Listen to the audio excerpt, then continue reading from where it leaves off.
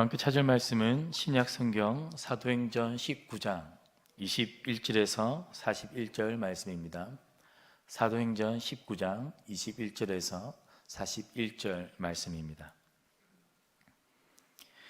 이 일이 있은 후에 바울이 마게도냐와 아가야를 거쳐 예루살렘에 가기로 작정하여 이르되 내가 거기 갔다가 후에 로마도 보아야 하리라 하고,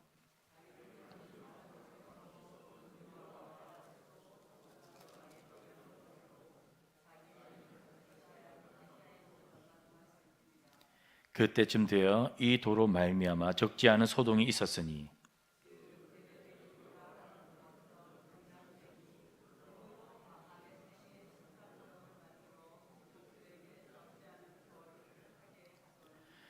그가 그 직공들과 그러한 영업하는 자들을 모아 이르되 여러분도 알거니와 우리의 풍족한 생활이 이 생업에 있는데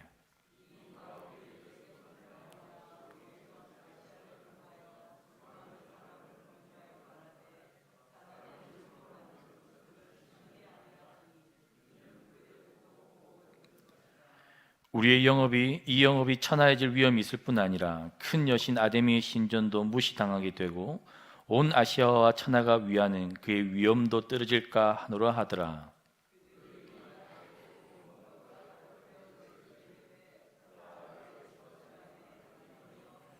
온 시내가 요란하여 바울과 같이 다니는 마게도냐 사람 가이오와 아리스다고를 붙들어 일제히 연극장으로 달려 들어가는지라.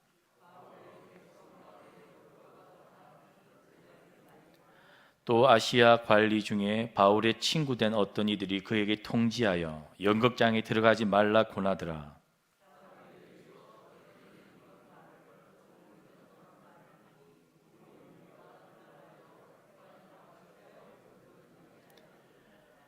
유대인들이 무리 가운데서 알렉산더를 권하여 앞으로 밀어내니 알렉산더가 손짓하며 백성에게 변명하려 하나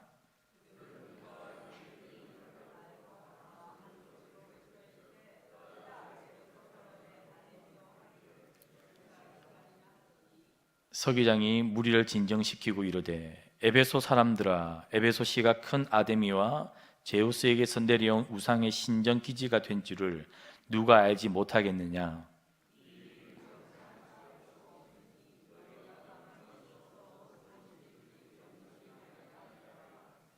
신전의 물건을 도둑질하지도 아니하였고 우리 여신을 비방하지도 아니한 이 사람들을 너희가 붙잡아 왔으니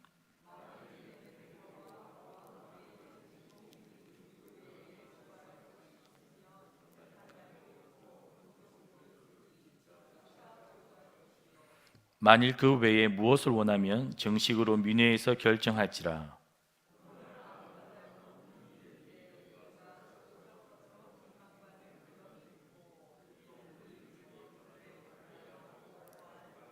함께 읽겠습니다. 이에 그 모임을 흩어지게 하니라. 아멘. 저희는 바울의 3차 선교 여행에 대한 보고를 어제와 함께 계속해서 묵상하고 있습니다.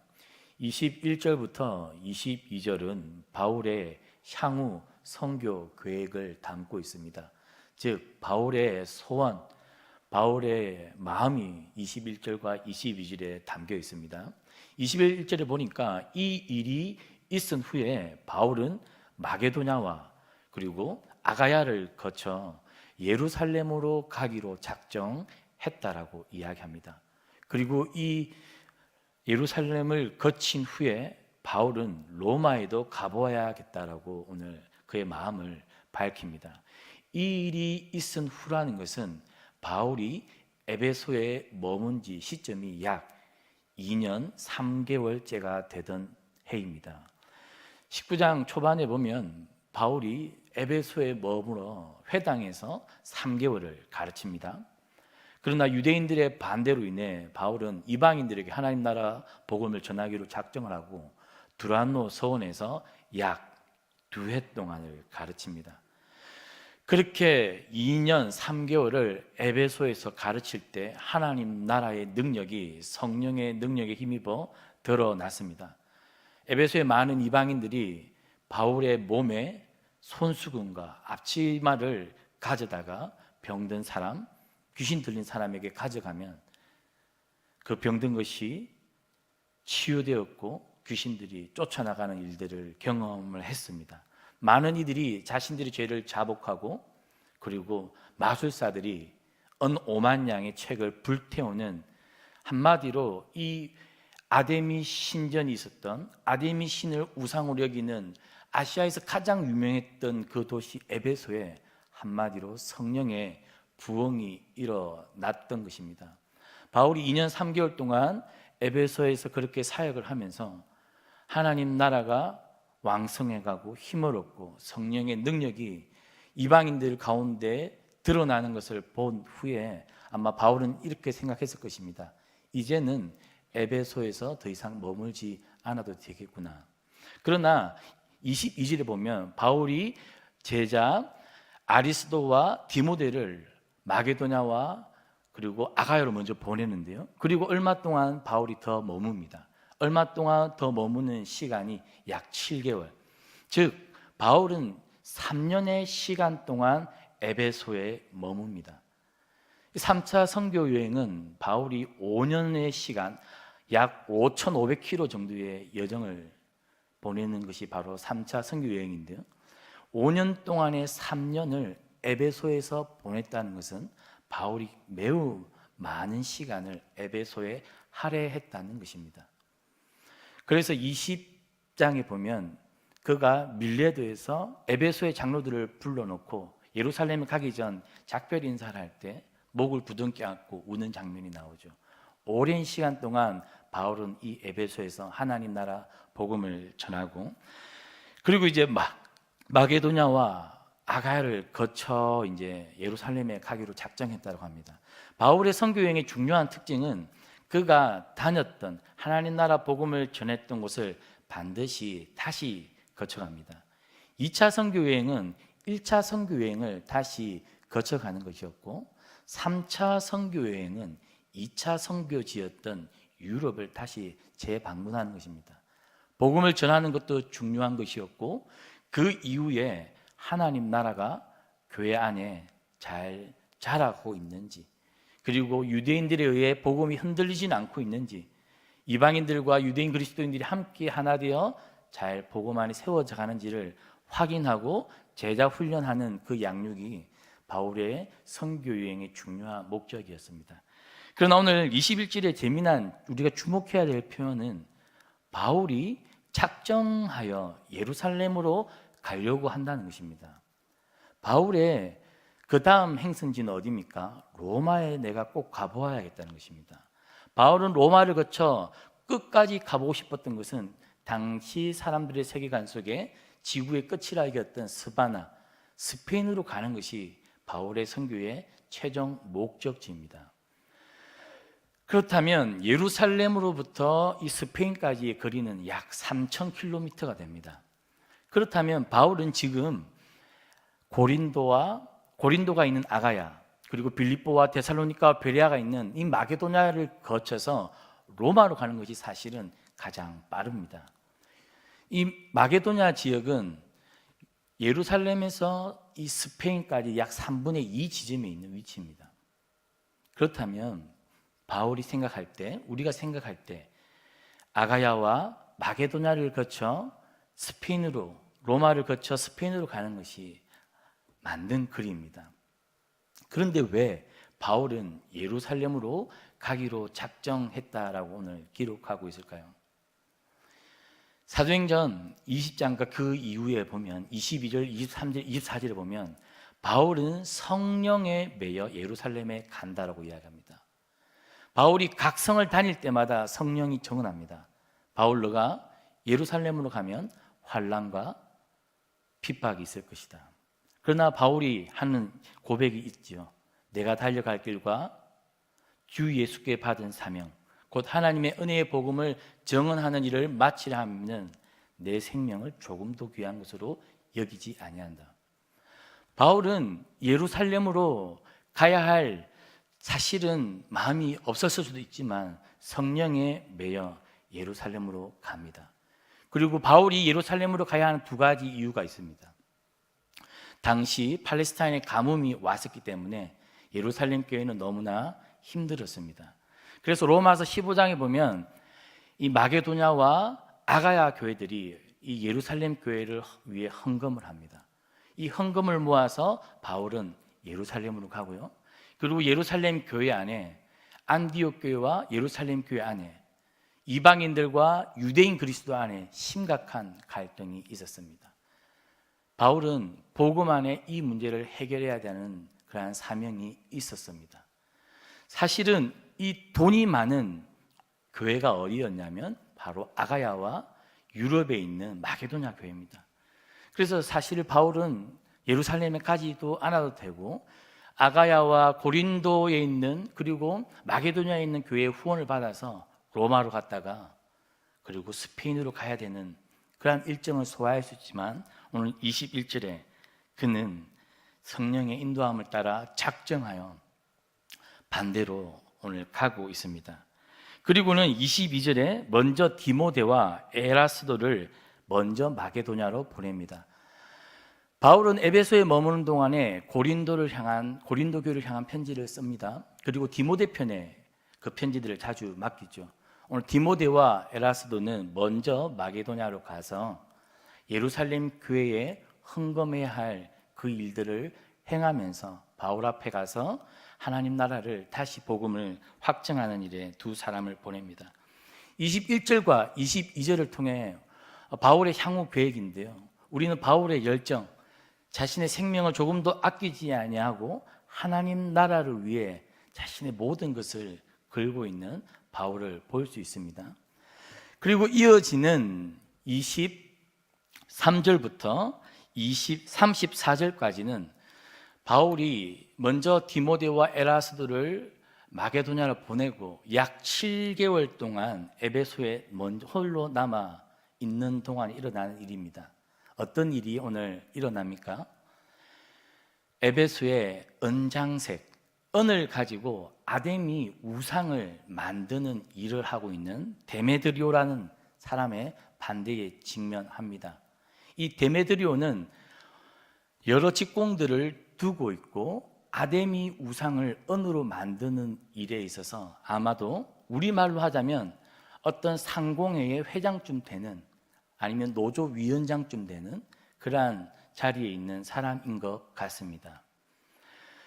에베소 도시는 어떤 도시냐면 이 아데미 이 우상을 섬기는 아주 유명한 도시입니다. 지난 아덴에서는 굉장히 유명한 신전이 있었죠. 아덴이라고 합니다. 파르테논 신전이 그 아덴에 있었고 이름도 알지 못하는 수많은 신들을 섬긴다라고 해서 바울이 매우 분노했던 그 파르테논 신전보다 무려 크기가 5배가 더 큰 신전이 있는 곳이 바로 이 에베소입니다. 이 아데미는 바로 아르테미스라고 하는 그리스 신화에 등장하는 아폴로 그와 쌍둥이 오누입니다. 즉 제우스의 자녀인데요. 이 아데미는 다산과 금광과 물질의 풍요를 상징하는 아마 우리 성도님들이 보셨는지 모르겠지만 이 가슴을 많이 달고 있는 이 우상입니다. 그래서 이 아데미를 영어로는 다르게 무엇이라고 하냐면요. 다이애나라고 합니다. 디아나라고도 합니다. 이 신을 섬기는 신전, 무려 파르테논 신전보다 5배가 큰 신전이 이 에베소에 있습니다. 5월이 되면 유럽과 아시아에 있는 모든 이 아데미를 섬기는 사람들이 이 에베소에 다 모여듭니다. 그래서 이 에베소는 아데미 신전 때문에 상업적으로 일하는 사람들이 아주 먹고 살기 좋은 곳이었습니다. 많은 사람들이 5월만 되면 이 아데미 축제를 즐기기 위해 에베소에 왔고 오늘 아마 이 데메드리오라고 하는 사람은 직공들과 함께 이 아데미를 은으로 만들었습니다. 그 당시 유럽인들과 아시아인들은 집집마다 이 아데미를 미니어처 작게 만들어서 집집마다 두고는 제사를 지내고 섬겼던 것입니다. 그런데 오늘 이 데메드리오라는 사람이 무슨 이야기를 합니까? 27절에 보니까 우리의 이 영업이 천하해질 위험이 있을 뿐 아니라 큰 여신 아데미의 신전도 무시당하게 되고 아시아와 천하가 위하는 그의 위엄도 떨어질까 하노라. 이 데메드리오라는 사람이 마치 아담이 자기가 섬기는 신앙과 종교에 굉장히 열심과 열정이 있는 것처럼 사람들을 선동합니다. 그러나 이 데메드리오의 속셈은 무엇입니까? 사실은 이 바울이 전하는 하나님 나라 때문에, 바울이 전하는 하나님 때문에 그들이 풍족했던 경제 생활이 이제는 어렵게 되었다라는 것입니다. 그래서 사람들을 선동하여서 오늘 그 사람들이 시민들의 10분의 1 정도가 모일 수 있는 그 경기장, 극장 안으로 선동하여 바울을, 그리고 바울의 사람들을 데리고 가는 일이 일어납니다. 너무나 대조가 되죠. 바울은 정말로 자신의 생명을 조금도 아끼지 않고 하나님 나라 복음 위에 예루살렘으로, 로마로 쉬지 않고 선교여행을 떠나고 있는 가운데 오늘 데메드리오라고 하는 사람은 마치 자기가 섬기는 아데미 신전과 이 여신과 자신의 종교를 위해 열심을 내는 것 같지만 사실은 먹고 사는 일에 문제 때문에 오늘 선동하는 일이 생깁니다. 그러나 오늘 이 후반절에 보면 누가 등장합니까? 오늘 에베소의 행정관 중에서 가장 높은 사람이 등장해서 이 일을 잠재웁니다. 35절에 서기장이라고 하는 사람이 등장합니다. 그가 모여있는 에베소 사람들에게 이야기합니다. 바울이 실제로 잘못한 것이 없다라는 것입니다. 바울이 한 번도 아데미 신전에 있는 귀한 것들을 훔치거나 그리고 너희들이 섬기는 아데미 여신을 비방한 적이 없다. 합당한 때에 합당한 방법으로 민원을 제기하고 재판을 거쳐서 문제를 해결해도 늦지 않다라고 이 소요 사태를 무마시킵니다. 사실 바울이 선교 여행을 다니면서 이러한 반대적인 세력들의 많은 것들을 경험하죠. 그러나 그동안에는 유대인들이 계속해서 쫓아옵니다. 1차, 2차, 3차 선교 여행 동안에 유대인들이 계속해서 바울의 선교를 반대하는데요. 오늘 같이 로컬 지역 사람들이, 그것도 많은 사람들이 바울의 선교를 반대한 일은 거의 드물었습니다. 그럼에도 불구하고 바울은 어떻게 오늘 합니까? 백성들 가운데 들어가서 그가 늘 해왔던 방식대로 하나님 나라 복음을 다시 설명하려고 하지만 그의 친구들이, 제자들이 바울을 막습니다. 그리고 생각지도 않은 오늘 서기장을 통해서 하나님께서 바울을 반대하는 세력들의 그러한 반대들을 아무 일도 없는 것처럼 만들어 버립니다. 41절에 이에 그 모임을 흩어지게 하니라. 하나님 나라 복음을 전하다가 바울이 맞이하는 이런 어려움, 예상하지 못한 일들, 그러나 하나님은 생각지도 못한 방식으로 오늘 하나님께서 바울의 선교의 어려움들을 무마시키는 것들을 볼 수가 있습니다. 오늘 본문 말씀을 통해서 우리 역시 기억해야 하는 것은 바울처럼 우리가 하나님 나라의 일을 위해, 능력을 위해 열정과 생명을 다해 일을 하다가도 예상치 못한 어려움, 예상치 못한 반대들을 맞이하게 됩니다. 그러나 하나님께서는 그러한 하나님의 전도자들의 무릅쓰는 어려움을 하나님께서 하나님의 방법으로 해결하신다는 것입니다. 그리고 마지막으로 하나 더 주목해 볼 것은 이 서기장의 표현 속에 바울이 너희 아데미 신을 비방한 적이 없다라는 것입니다. 우리가 전도할 때 타종교에 대한 우리의 태도, 우리의 마음이 어떠해야 되냐를 잘 보여주는 굉장히 중요한 구절이기도 합니다. 바울은 하나님의 복음을 전하면서 이방 신들이 피조물인 것을 분명하게 이야기하면서도 그들의 문화와 그들의 철학을 존중하면서 하나님 나라를 변론했습니다. 그것이 결국에 서기장의 입을 통해 바울이 너희들의 신을 비방한 적이 없다. 우리가 하나님을 믿지 않는 사람들 사이에서 살아가면서 전도도 하며 더불어 살 때 우리가 하나님을 알지 못하는 사람들이 믿는 종교, 삶의 방식을 비방하는 것이 아니라 바울처럼 우리가 그들을 존중하면서도 하나님 나라 복음의 능력을 위해 힘써 전도하는 저와 성도님들이 되기를 주님 이름으로 축복합니다. 본문 말씀을